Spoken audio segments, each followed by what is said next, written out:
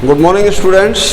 आज के सेशन में हम संयुक्त राष्ट्र संघ अंतर्राष्ट्रीय संबंधों में सबसे पहले संयुक्त राष्ट्र संघ को समझने की कोशिश करते हैं और संयुक्त राष्ट्र संघ के साथ साथ संयुक्त राष्ट्र संघ का इतिहास और संयुक्त राष्ट्र संघ के इतिहास के साथ संयुक्त राष्ट्र संघ के जो 6 मेन ऑर्गन्स हैं उनको भी समझने की कोशिश करेंगे और संयुक्त राष्ट्र संघ के हिस्ट्री में आखिर संयुक्त राष्ट्र संघ की स्थापना क्यों हुई और इसके जो ऑर्गन्स हैं वो क्या काम करते हैं, इन पर हम चर्चा करेंगे।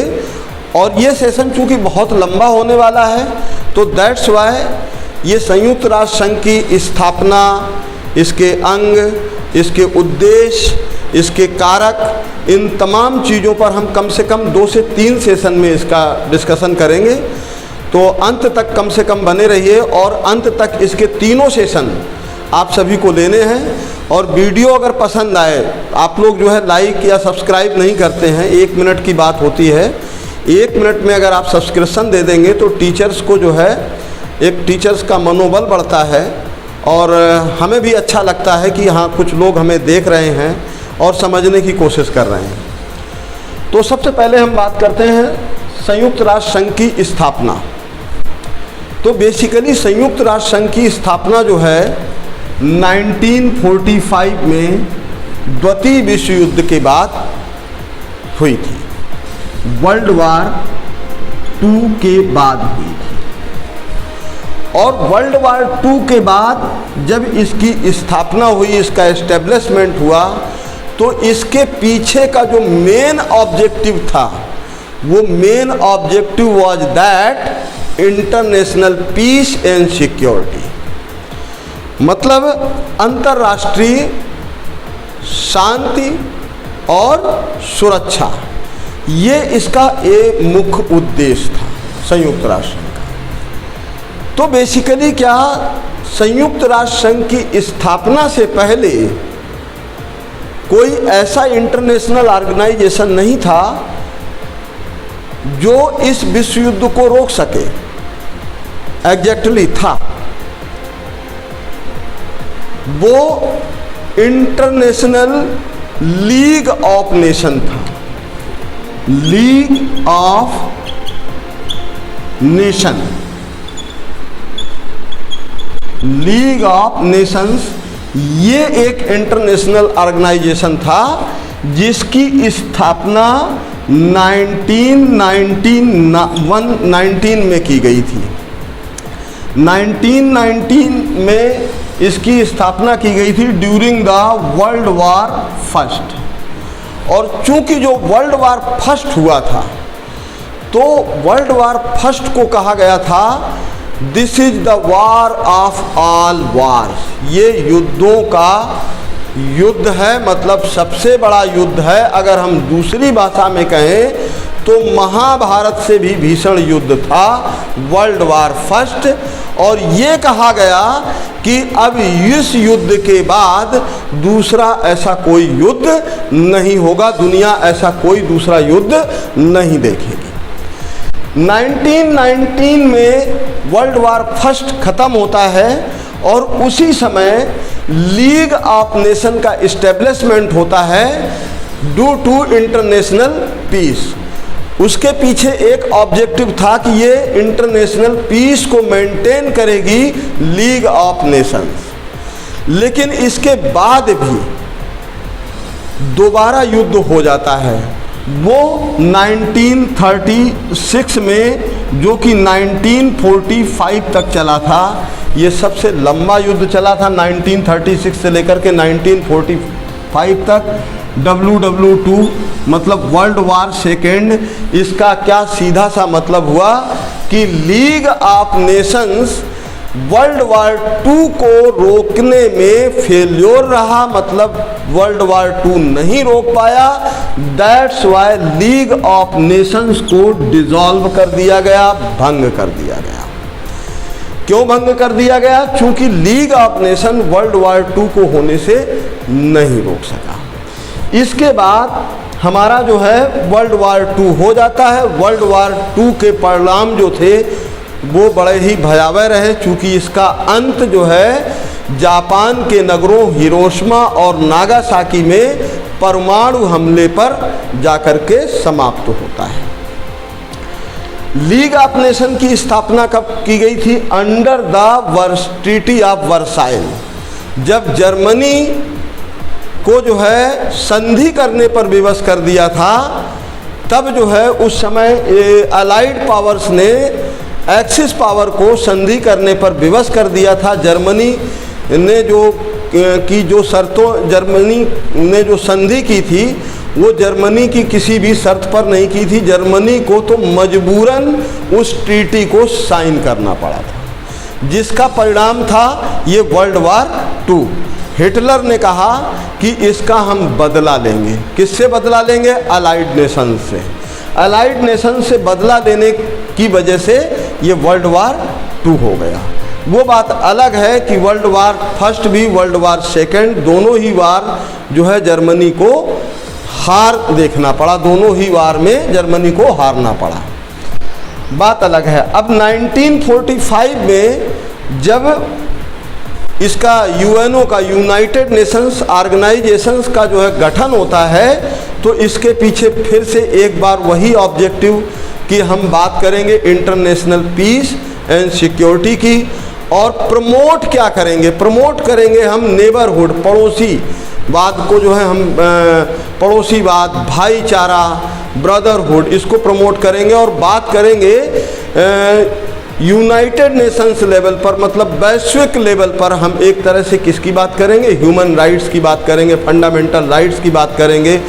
और सभी देशों की जो यूनाइटेड नेशंस के मेंबर्स हैं, उन तमाम नेशंस मेंबर नेशंस की जो है हम सामाजिक आर्थिक विकास की बात करेंगे। ये इसका उद्देश्य है। अब देखिए, संयुक्त राष्ट्र संघ की स्थापना 1945 में हुई, तो अब इसकी संरचना के बारे में हम समझने की कोशिश करते हैं कि इसकी बेसिकली संरचना क्या है। तो संयुक्त राष्ट्र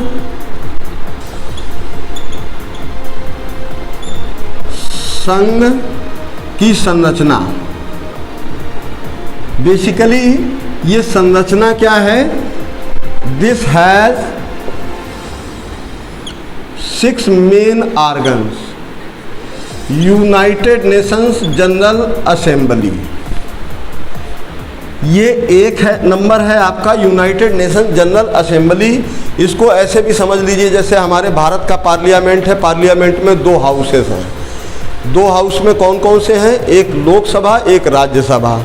इसी तरीके से संयुक्त राष्ट्र संघ अर्थात यूएनओ के जो है कितने 6 ऑर्गन्स हैं, 6 मेन ऑर्गन्स हैं यूएनओ के। और वो ऑर्गन्स क्या हैं? United Nations general assembly, second है आपका यूनाइटेड नेशंस सिक्योरिटी काउंसिल, सुरक्षा परिषद, ये दूसरे नंबर पर आता है। तीसरे नंबर पर आपका आता है यहाँ पर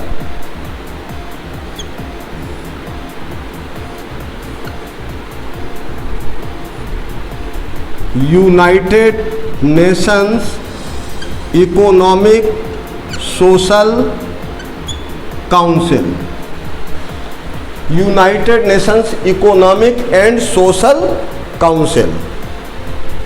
और 4th नंबर पर आता है 5th and 6th।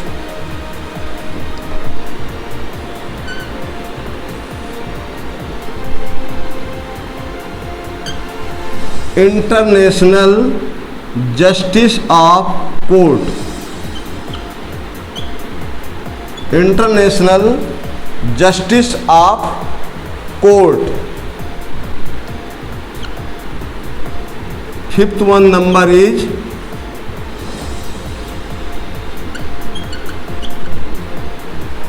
Trusteeship, United Nations trusteeship.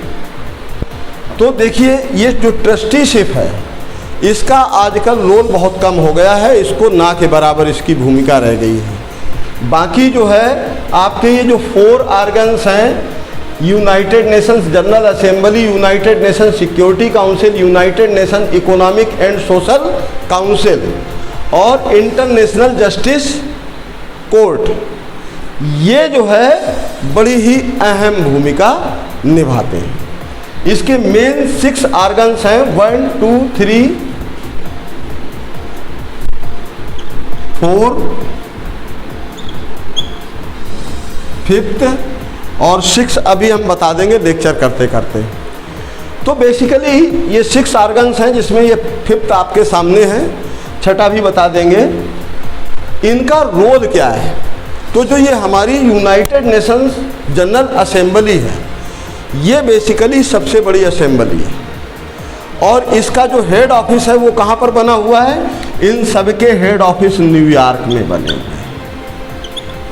New York, New York, New York, New York, O sorry, ये न्यूयॉर्क में नहीं है, इस केवल यही इंटरनेशनल कोर्ट ऑफ जस्टिस, यही जो है, यही केवल जो है न्यूयॉर्क में नहीं है। बाकी सारे के सारे ऑर्गन्स के ऑफिस जो है कहाँ पर हैं? न्यूयॉर्क में सेटल है। अब बेसिकली यूएनओ का गठन कोई यूं ही थोड़ी हो गया था। यूएनओ का जब गठन हो रहा था तब बात ये थी कि भाई यूएनओ का गठन है तो उससे पहले एक कॉन्स्टिट्यूशन इसका ड्राफ्ट हुआ होगा, जिसकी शुरुआत हो गई थी, बुनियाद रखी गई थी 1941 में। 1941 में ये हुआ कि भाई एक, चूँकि दूसरा विश्व युद्ध चल रहा था, दूसरा विश्व युद्ध शुरू हो चुका था, तो ये हुआ कि भाई पहला विश्व युद्ध के बाद हम दूसरे को तो नहीं रोक पाए, लेकिन अब हम एक ऐसे मजबूत संगठन का निर्माण करना है, एक ऐसे मजबूत संगठन को हमें क्रिएट करना है जो जिससे दुनिया जो है अब तीसरा विश्व युद्ध ना देखे, तीसरा विश्व युद्ध अब दुनिया ना देखे। तो ये जो है इस उद्देश्य से इसका जो है गठन किया गया। अब इंटरनेशनल डिस्प्यूट्स जितने भी होते हैं, जितने भी तरह के डिस्प्यूट होते हैं, वो सब के सब सबसे पहले जाते हैं यूएनजीए में, यूनाइटेड नेशंस जनरल असेंबली में, और इसमें हर साल इलेक्शन होता है प्रेसिडेंट का। और यहाँ पर सबसे बड़ी चीज़ समझने की बात है कि यहाँ पर ये के 193 कंट्रीज़ प्रेजेंटली जो है मेंबर्स हैं, और ये 193 कंट्रीज़ के जो representative United Nations general assembly के जो मेंबर्स हैं वो automatic United Nations general assembly के रिप्रेजेंटेटिव के तौर पर काम करते हैं। और यहाँ पर साल में इसका महीना फिक्स है, सितंबर के महीने में एक बार यूनाइटेड नेशन जनरल असेंबली की मीटिंग जरूर होती है, जहाँ पर सभी राष्ट्र के लोग बैठते हैं। अच्छा, यूनाइटेड नेशंस ऑर्गेनाइजेशंस की स्थापना में 5 कोर कंट्रीज़ थी, 5 कोर कंट्रीज़ थी, जिन कोर कंट्रीज़ ने जो है इसकी क्या की थी? स्थापना की थी। और वही 5 कोर कंट्रीज़ इसके जो है यूएनएससी के, यूनाइटेड नेशन सिक्योरिटी काउंसिल के परमानेंट मेंबर्स हैं, परमानेंट मेंबर्स हैं। ये 5 कोर कंट्रीज़ कौन सी हैं? जिन्होंने यूनाइटेड नेशंस की स्थापना की थी, और ये 5 जो कोर कंट्रीज़ हैं, यही 5 जो है परमानेंट मेंबर्स हैं। इसमें कौन कौन से हैं? एक तो यूएसए है, दूसरा आपका चाइना है, तीसरा आपका रसिया है, ब्रिटेन है, जिसको हम ब्रिटेन या यूके भी लिख सकते हैं, और फ्रांस है। ये 5 जो है इसके यूनाइटेड नेशन सिक्योरिटी काउंसिल के स्थायी सदस्य हैं। इसके अलावा 10 और सदस्य हैं, 10 मोर मेंबर्स, जो कि टेम्परेरी होते हैं, और ये 2 साल के लिए इलेक्ट किए जाते हैं। कितने साल के लिए?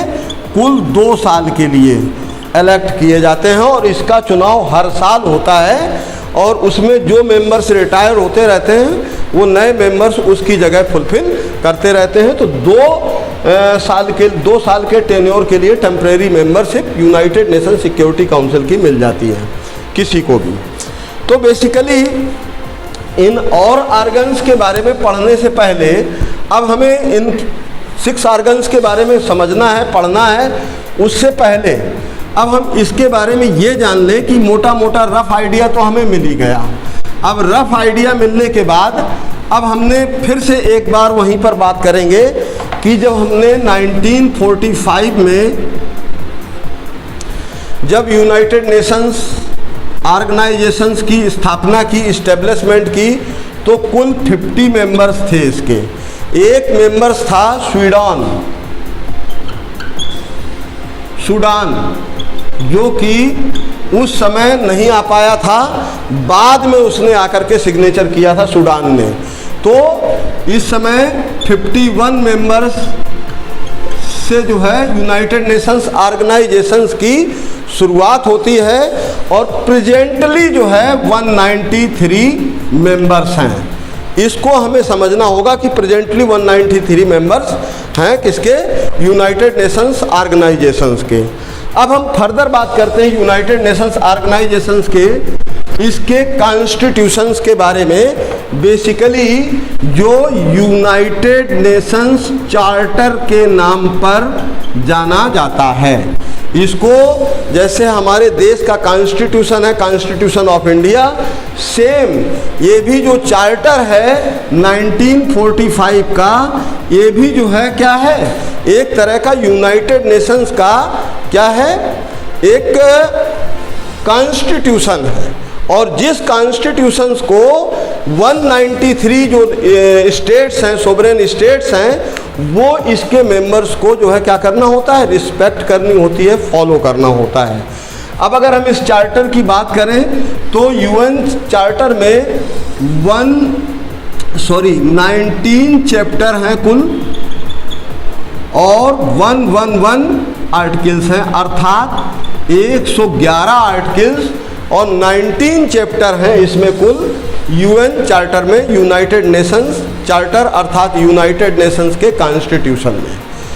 अब इसके एक एक आर्टिकल में प्रोविज़न दिए हुए हैं कि यूएनएससी क्या करेगी, United Nations economic and social council क्या करेगी, जनरल असेंबली का क्या रोल है, और अगर यूनाइटेड नेशंस चार्टर में अर्थात इसके कॉन्स्टिट्यूशन में कोई अमेंडमेंट करना हो तो अमेंडिंग का क्या प्रोविज़न होगा, किस तरीके से इसमें अमेंडमेंट किया जाएगा। अगर कोई बिल पास करना है, किसी देश ने कोई बिल दिया है और उस बिल के बारे में अगर हमें डिस्कस करना है तो वो बिल कहाँ पर डिस्कस होगा, कैसे डिस्कशन होगा, और उन तमाम चीज़ों के प्रोविजंस इसमें दिए हुए हैं, किसमें, इसके 19 चैप्टर्स में। Is that clear? तो इसके हम 19 चैप्टर्स को भी समझेंगे, खास specially examination point of view से हम उन चैप्टर्स को पढ़ेंगे। ये बेसिकली एक तरह का इंटरनेशनल लॉ है, मतलब अंतर्राष्ट्रीय कानून है, और इस कानून में 190 कंट्रीज़ क्या हैं, एक तरह से बाउंड हैं, बंधे हुए हैं, अर्थात 193 member countries are bound by this one law अर्थात यूनाइटेड नेशंस चार्टर लॉ। इससे सभी की सभी बंधे हुए हैं। जैसे कि इसमें विदेश नीति का भी चर्चा किया गया है कि भाई विदेश नीति कैसी होनी चाहिए, विदेश नीति में अच्छा वार के बारे में क्या कहा गया है, वो सारी चीज़ें इसमें जो है आपको पढ़ने को मिलेंगी। तो अगर हम इसके मेन ऑब्जेक्टिव की ही बात कर लें, स्पेशली अंतर्राष्ट्रीय संबंध में, किसकी, यूएन की, यूएनओ का जो मेन ऑब्जेक्टिव है, मेन ऑब्जेक्टिव अर्थात इसका उद्देश्य क्या है, तो जब हम कभी वो पढ़ते हैं भारत का संविधान, तो आपने देखा होगा कि जब भारत का संविधान पढ़ते हैं तो हम प्रियम्बल पर ज़्यादा फोकस करते हैं। प्रियम्बल पर फोकस करते हैं तो प्रियम्बल में हमें बहुत सारी चीज़ें मिल जाती हैं भारत के संविधान के बारे में, कि हमारा भारत का संविधान किसकी बात करता है। भारत का संविधान राइट टू इक्वलिटी की बात करता है, सेकुलर की बात करता है, सोशलिस्ट की बात करता है, और एक रिपब्लिक, डेमोक्रेटिक, फ्रेटर्निटी और equal justice as well right to opportunity in job, इन तमाम चीज़ों के बारे में हमारा जैसे कॉन्स्टिट्यूशन डिस्कस करता है, सेम टू सेम कीवर्ड आपके इसके यूएनओ के प्रियम्बल में देखने को मिलते हैं। Preamble of the United Nations charter, जो यूनाइटेड नेशंस चार्टर है, देखिए हमारे भारत के संविधान का प्रियम्बल कहाँ से स्टार्ट होता है। हम अगर इंडियन कॉन्स्टिट्यूशन की बात करें तो इंडियन कॉन्स्टिट्यूशन का प्रियम्बल स्टार्ट होता है we the people of India, हम भारत के लोग, हम भारत के लोग से स्टार्ट होता है। और preamble of the United Nations charters, जो इसका कॉन्स्टिट्यूशन है यूनाइटेड नेशंस का, या इसको चार्टर कह लें कॉन्स्टिट्यूशन कह लें, एक ही बात है, इसका भी प्रियम्बल वी द पीपल से स्टार्ट होता है और ये कहता है we the people of United Nations, हम संयुक्त राष्ट्र के लोग। अब हम संयुक्त राष्ट्र के लोग क्या करते हैं, डिटरमाइन,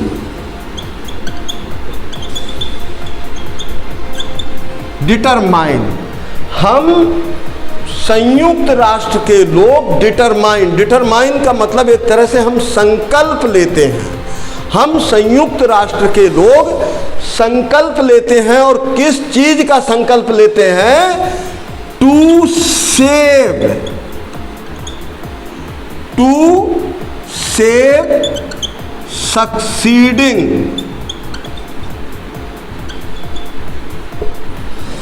जनरेशन फ्रॉम वार। हम यूनाइटेड नेशंस के लोग ये संकल्प लेते हैं कि हम आने वाली जनरेशन्स को, जो हमारी जनरेशन्स है, उसको हम वार से बचाएंगे, युद्ध से बचाएंगे, और इंटरनेशनल पीस को हम क्या करेंगे, मेंटेन करेंगे। And to maintain international peace and security, international peace and security को अर्थात वैश्विक शांति की बात करता है, अंतर्राष्ट्रीय शांति की बात करता है कि हम अंतर्राष्ट्रीय शांति में बनाए रखेंगे। और एंड टू प्रमोट का मतलब, और हम प्रोपोगेट करेंगे, प्रचार प्रसार करेंगे, बढ़ावा देंगे। किस चीज़ का बढ़ावा देंगे, नेबरहुड का, कि जितने भी हमारे पड़ोसी राष्ट्र हैं उसमें सब में क्या रहे, भाईचारा बना रहे। फिर इसके बाद एंड टू प्रमोट का मतलब, और हम क्या चीज़ प्रमोट करेंगे, और हम economic and social cultural development की बात करेंगे, एडवांसमेंट की बात करेंगे। ये है हमारे यूनाइटेड नेशंस चार्टर का क्या, प्रियम्बल। अर्थात इसको बहुत कम शब्दों में अगर हम समझ लें तो ये एक विश्व शांति की बात करता है, एक वैश्विक शांति की बात करता है। और इसमें यहाँ तक ये भी कहा गया है कि जो डेडली वेपन्स हैं, डेडली वेपन्स का मतलब जो घातक वेपन्स हैं, जो जानलेवा हैं, जिससे कि मानव जाति को खतरा है, ऐसे किसी भी डेडली वेपन्स पर, रासायनिक वेपन्स पर, परमाणु वेपन्स पर कोई भी देश रिसर्च नहीं करेगा। अब समस्या फिर आती है कि भाई साहब आप लिखते तो कुछ और हो, कॉन्स्टिट्यूशन में तो आपने कह दिया, बड़ी बड़ी बातें कर दी कि हम विश्व शांति की बात करेंगे, लेकिन विश्व शांति की बातें किताबों में लिख देने से विश्व में शांति नहीं आ जाती। किताबों में लिख दी है, उस किताबों में लिखी हुई चीज़ को जब तक हम आत्मसात नहीं करेंगे, जब तक हम उसको पूरी तरह से पालन नहीं करेंगे, और जो देश पालन नहीं कर रहे हैं उनसे जब तक पूरी तरह से पालन नहीं करवाएंगे, तब तक वैश्विक शांति की कल्पना, परिकल्पना, ये सिर्फ एक ढोंग है, एक नाटक है, एक ड्रामा है, इसके अलावा कुछ नहीं।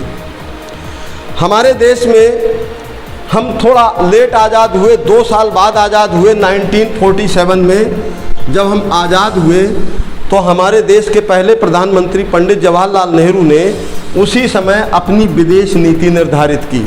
1947 में जो भारत की विदेश नीति की स्थापना की गई, जिसकी स्थापना की थी पंडित जवाहरलाल नेहरू के कर कमलों द्वारा।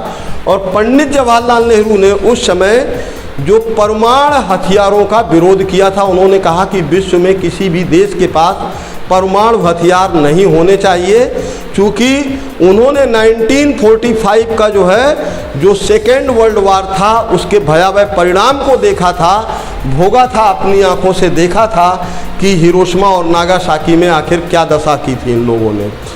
तो ये हमारे पंडित जी जो हमारे देश के प्रधानमंत्री थे, वो भी हमेशा विश्व शांति की बात करते थे और ये कहते थे वास्तव में किसी भी देश में अगर हमें विश्व में शांति चाहिए, अगर हमें आने वाली जनरेशन को सेव करना है, तो दुनिया के किसी भी देश में परमाणु हथियार नहीं होने चाहिए। और उन्होंने परमाणु हथियारों का हमेशा से विरोध किया।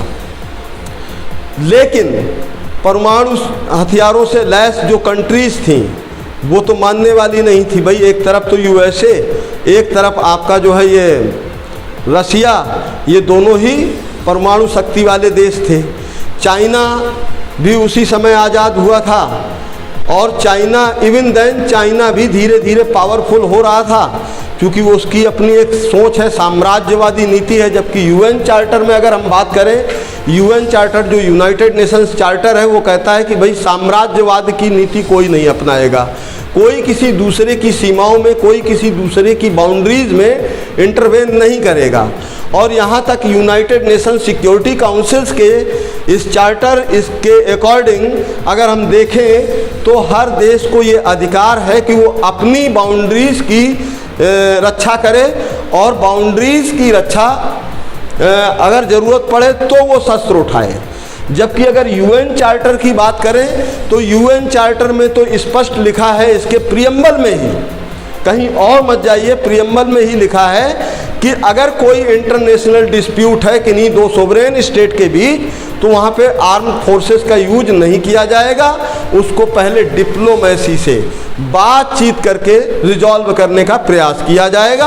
और ये जो प्रयास होगा वो एक कलेक्टिव प्रयास होगा। कलेक्टिव प्रयास का मतलब है कि जो इसके 193 कंट्रीज़ के जो मेंबर्स हैं वो सारे के सारे मेंबर्स मिल करके एक कलेक्टिव प्रयास करेंगे ताकि पीस को इस्टेब्लिश किया जा सके। जिन दो सोवरेन स्टेट के बीच किसी भी तरह के कोई डिस्प्यूट चल रहा है, चाहे वो इंटरनेशनल बाउंड्रीज से लेकर के, और बेसिकली जो डिस्प्यूट होते हैं वो डिस्प्यूट किसी और चीज़ के होते ही नहीं हैं। ऐसा तो कोई डिस्प्यूट किसी देश के बीच रहा नहीं कि भाई हमने गेहूं सप्लाई किया था, आपने उसका पेमेंट नहीं दिया इसलिए हमारा झगड़ा हो गया। तो गेहूं सप्लाई किया उसका जो है झगड़ा नहीं होता है। हमने किसी देश को अगर कोई हथियार दिया है या लिया है उसका कोई झगड़ा नहीं होता है। हमने किसी देश को कोई मदद दी है या किसी देश से कोई मदद ली है, चाहे वो आर्थिक सहायता ही ली हो, ये भी झगड़े नहीं होते। इंटरनेशनल जो डिस्प्यूट्स होते हैं वो हमेशा इंटरनेशनल बाउंड्रीज को लेकर के होते हैं। और इंटरनेशनल बाउंड्रीज में इसमें यूएन चार्टर को देखें तो यूएन चार्टर में तो स्पष्ट तौर पर सीधे सीधे एक ही बात लिखी है कि भाई आप किसी दूसरे की बाउंड्रीज में इंटरवेन ना करें। सिंपल सी थिंग, ना आप दूसरे इंपीरियलिज्म की पॉलिसी को अपनाएं। तो हम तो इंपीरियलिज्म के विरुद्ध रहे हैं। सेकेंड, हमारा जो सबसे बड़ा विरोध रहा है हमारी इंडियन फॉरेन पॉलिसी के तहत, हमारी इंडियन फॉरेन पॉलिसी में हम टेररिज्म को किसी एक देश की समस्या नहीं मानते हैं। जैसे हमारे भारत के जितने भी प्रधानमंत्री हुए, चाहे वो पंडित जवाहरलाल नेहरू रहे हों, चाहे वो लाल बहादुर शास्त्री रहे हों, चाहे इंदिरा गांधी रहे हों, और चाहे वो बहुत शॉर्ट टर्म्स के लिए मतलब 12-12, 13-13 दिन के लिए जो है 2 बार प्रधानमंत्री रहे गुलजारी लाल नंदा साहब, और चाहे कोई भी प्रधानमंत्री रहे हों, इवन देन अटल बिहारी वाजपेयी और आपके जो है ये हमारे नरेंद्र मोदी वर्तमान प्रधानमंत्री तक, सब ने एक बात कही और जो कि कॉमन है कि आतंकवाद भारत की समस्या नहीं है, आतंकवाद एक वैश्विक समस्या है जिसको कभी यूएनओ में स्पेशली अमेरिका ने तब तक नहीं माना जब तक कि अमेरिका में खुद 9/11 का वर्ल्ड ट्रेड सेंटर पर हमला नहीं हो गया। अलकायदा संगठन के प्रमुख, जो कि अलकायदा संगठन के प्रमुख ओसामा बिन लादेन ने जो है अमेरिका में घुस करके वर्ल्ड ट्रेड सेंटर को जब तक नहीं उड़ा दिया, तब तक अमेरिका ने जो आतंकवाद की समस्या है उसको एक वैश्विक समस्या ना मान करके भारत की समस्या माना और हमेशा ये कहता रहा कि भाई ये तुम्हारी समस्या है, तुम जानो। इवन देन मानता कैसे? वो मान इसलिए भी नहीं सकता था क्योंकि टेरर फंडिंग जो होती थी वो ऑलमोस्ट टेरर फंडिंग जो है या तो अमेरिका से होती थी या फिर चाइना से होती थी पाकिस्तान में। उसके पीछे भी इनका एक उद्देश्य था। वैसे तो देखा जाए फॉरेन पॉलिसी का उद्देश्य, चाहे वो किसी भी देश की फॉरेन पॉलिसी हो, हर देश की फॉरेन पॉलिसी का एक मेन ऑब्जेक्टिव होता है नेशनल इंटरेस्ट, मतलब राष्ट्रहित, कि राष्ट्रहित कैसे हमारा हो और ज़्यादा से ज़्यादा राष्ट्रहित कैसे हो। तो जैसे अमेरिका है, चीन है, रसिया है, इंक्लूडिंग रसिया, ये अपना राष्ट्रहित, क्योंकि ये हार्ड कंट्रीज हैं, ये अपना राष्ट्रहित जो है ढूंढते हैं किसमें? वार में। भाई वार होगा तो हमारा जो है क्या है, हमारा डिफेंस सिस्टम, हमारी तोप, हमारा परमाणु हथियार, ये सब हमारे बिकेंगे तो हमारा व्यापार बढ़ेगा। ये इनके लिए युद्ध ही इनका सबसे बड़ा व्यापार है। और India as a soft country, हम बात करते हैं हमेशा, हम बिलीव करते हैं कि इसमें डिप्लोमेसी में, डिप्लोमेसी का मतलब होता है कूटनीति। अब कूटनीति को अगर देखा जाए तो इसका लोग जो है नकारात्मक अर्थ भी निकालते हैं, जबकि इसका नकारात्मक अर्थ नहीं है। कूटनीति का मतलब होता है सकारात्मक अर्थ होता है कि सकारात्मक तरीके से आप वैश्विक मंच पर अपनी बात रखते हुए युद्ध को टाल करके अपना ज़्यादा से ज़्यादा फायदा उठा सकते हो तो उठा दो। राइट, ज़्यादा से ज़्यादा फायदा कमाना होता है और ज़्यादा मुनाफा वो भी बिना युद्ध के।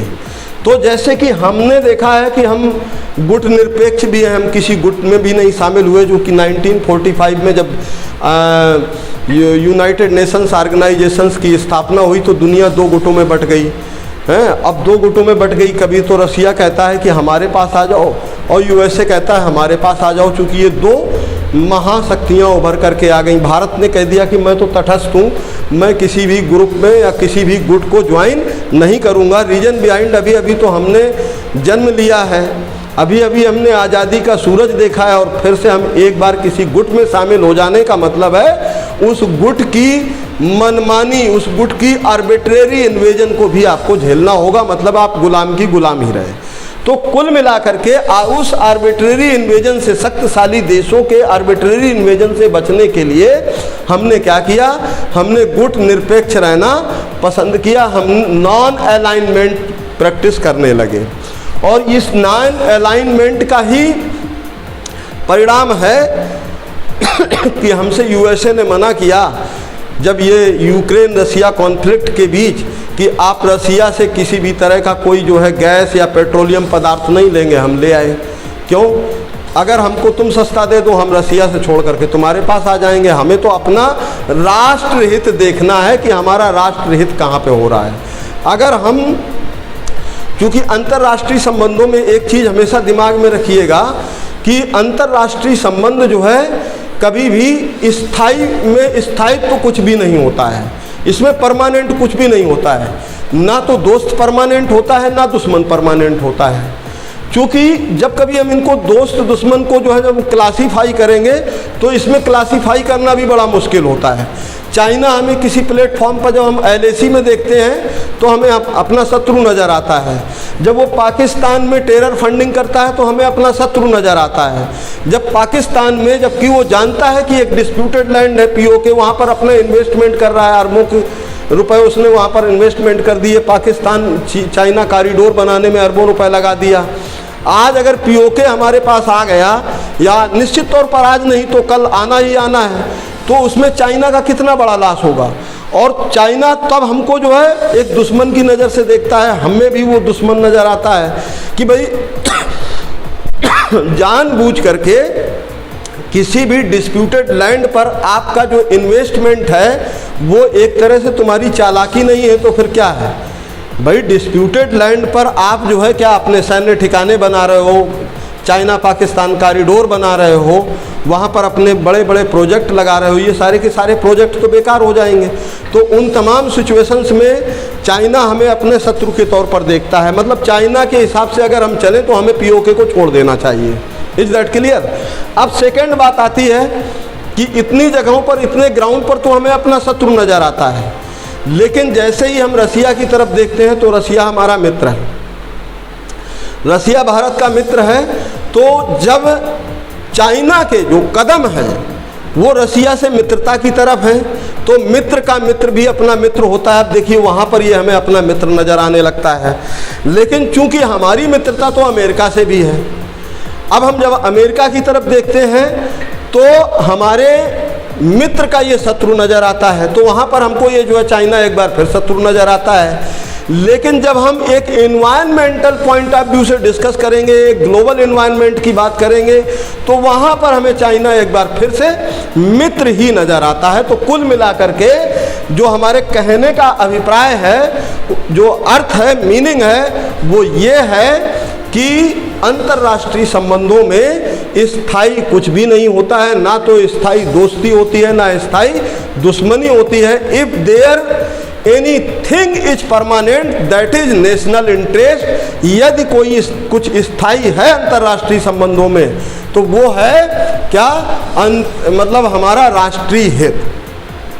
अगर कल को हम कोई ऐसा प्रोडक्ट बनाएं और किसी ऐसे प्रोजेक्ट को हम लगाएं जिसका बाज़ार हमें चाइना में मिल रहा होगा, तो चाइना हमारा मित्र है।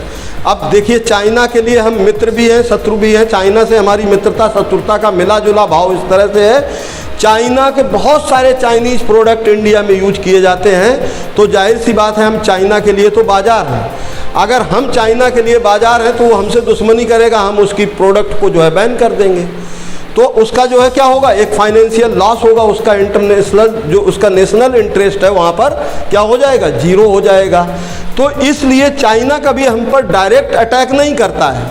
चाइना जो है डायरेक्ट अटैक ना करके वो टेररिस्ट को जो है फंडिंग करके, या पाकिस्तान को जो है हथियार उपलब्ध करा करके, जब जिस पाकिस्तान के पास खाने के लिए रोटी नहीं है, पहनने के लिए कपड़ा नहीं है, उनकी गाड़ियां चलाने के लिए पेट्रोल नहीं है, प्लेन उड़ाने के लिए डीजल पेट्रोल नहीं है, फ्यूल की क्राइसिस है, फूड क्राइसिस है, उस पाकिस्तान को चाइना ने हाल ही में जस्ट रिसेंटली परमाणु हमला करने वाली तोपें दे दी, जो कि पीओके में सेटल करवा दी।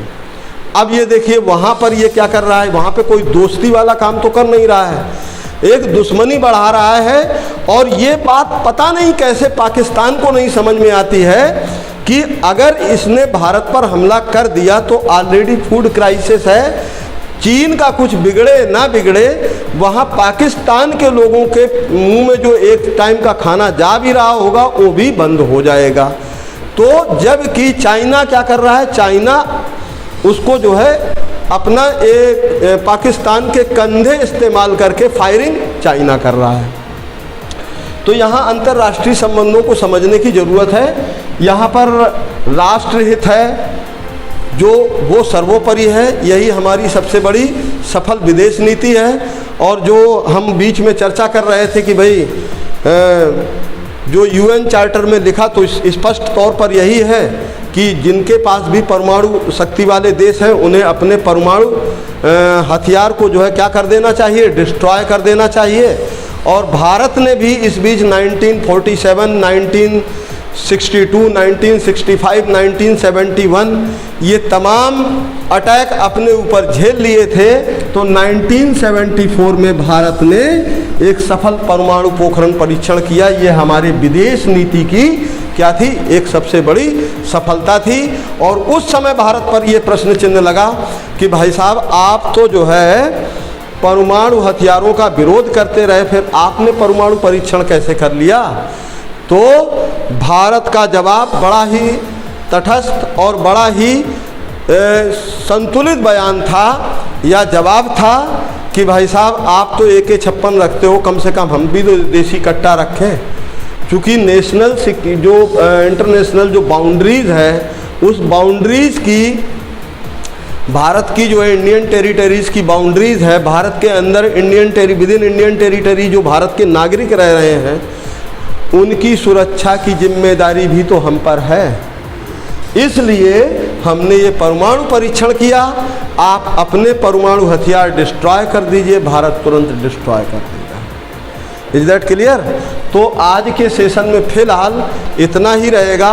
इसके तमाम अंगों के बारे में, इसके एक एक आर्टिकल्स के बारे में, इसके प्रीएम्बल्स के बारे में हम नेक्स्ट क्लास में डिस्कस करेंगे। अगर आप लोगों को जानकारी, वीडियो, ये सब चीज़ें पसंद आई हों तो प्लीज़ इसे लाइक करें, शेयर करें और सब्सक्रिप्शन करना ना भूलें। Thank you very much.